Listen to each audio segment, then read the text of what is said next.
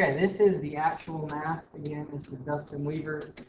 The actual math is rather difficult to explain, so I'm going to go through it briefly and just give you some of the math and some of the differences we can see between Leibniz and Newton as we go through it. They both were aiming for the same goal. So if you look, Usain Bolt, the fastest runner in the world, we look at Newton and Leibniz, they are looking to achieve the same goal. The goal being at the bottom here, what is the instantaneous rate of change? And we're just using the picture of Usain Bolt there to demonstrate that. But both of them were looking to achieve the same goal, which I think is, if you go back to my earlier video, that would be where the controversy occurred.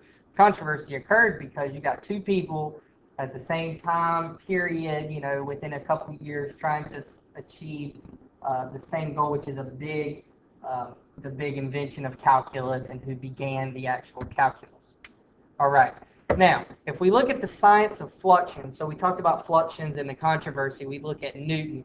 Newton came up with the notation for the difference quotient that we use today. So that was the big thing that I got out of this, that we still use today. So if you look at the difference quotient here, we got f of a plus h minus f of a over a plus h minus a, which gives you there f of a plus h minus f of a over h. So again, all of this is some of Newton's work. So you can take a look at it. We're going to compare it in just a little bit when we see Leibniz's work. But these are Newton's work right here as he came up with the notation for the difference quotient. Okay. In the next slide, we look, in other words, now we look at the evidence. First of all, at the bottom, evidence shows that Newton was the first to establish the general method called the theory of fluxions and was the first to state integration and differentiation. And you know how we talked about the rectangles, how the lower rectangles and the upper rectangles give us the area under the curve.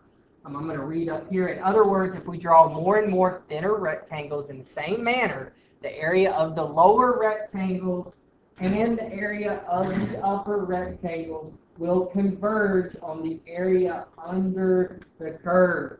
And this is the area we need to find. Below is a case where we have 25 rectangles. We can see the total areas of the rectangles is getting closer and closer to the area under the curve.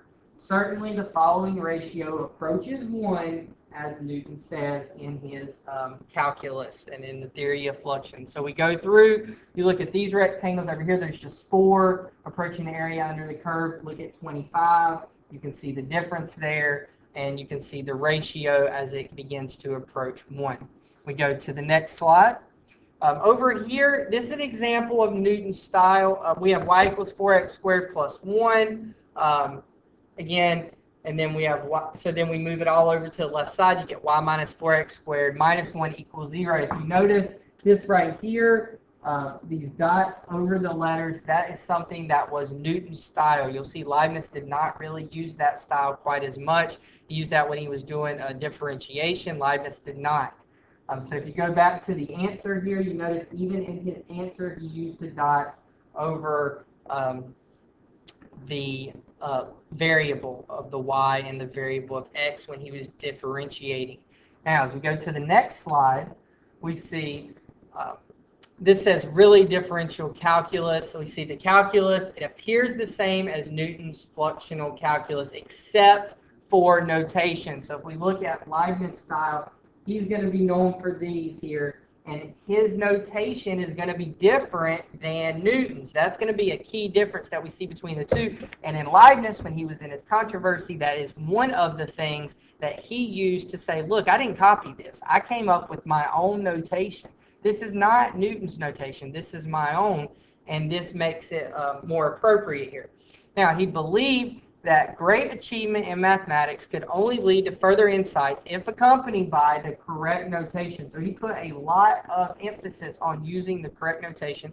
Leibniz's view was on the infinite and the abstract. So we come to Leibniz. When we think of Leibniz, we think infinite and abstract. When we think of Newton, we think of concrete, reality, and limits. So think infinite, abstract is Leibniz. Newton is concrete and limits. And we move to the next slide. So Leibniz saw calculus as the study of curves and variables, and to get to him, curves were finely drawn segments of regular polygons. Leibniz also believed that differentials are indeterminate because the sequences of the relevant variable of the associated polygon can be chosen in infinitely many ways. And what you want to see here is an example of Leibniz style. Now, you saw an example of Newton style. We took the same problem. Now, this is Leibniz. This is what he would do. This is more commonly seen. Leibniz would split it up. He would say, I'm going to differentiate 4x squared plus 1. He would then take 4x squared itself and take 1 itself. Obviously, the 2 comes down. 4 times 2x is 8x. The 1 gives you 0. And then you get an answer of 8x. Same answer as Newton. Same basic work as Newton. Different notation you can see. You don't see the dots in this. You don't see them putting a dot above the variables. So you see a completely different notation. Now, Leibniz again would say this notation is different because I didn't copy Newton. I used my own. Newton would say, you copied me, you just switched up the notation to make it look like you didn't. Notable differences. So look at the calculus notation. In differentiation, Newton used the dot. We see it right there. Leibniz used dy over dt or dy over dx. Leibniz used dx and dy to indicate infinitesimal increments in the independent and dependent variables. Derivatives comes all the way back from Lagrange's work on differential calculus in the 18th and early 19th century. So these come from him. Integration. Newton never used, this is interesting, I didn't know this before here, but Newton never used one consistent notation for integration. Sometimes he used a bar. Sometimes he would actually take x and put it in a box. So he would put the variable inside of the box. And then Leibniz's notation that you'll be used to seeing, this S here, the extended or elongated S, that indicates the sum of the infinitely many infinitesimal quantities. And that between the stated limits of A and B, that is something that is still being used today. And that was why we think that Leibniz used more notation or was very, very careful with his notation as it has carried on even to today. And that's it for my presentation on that part.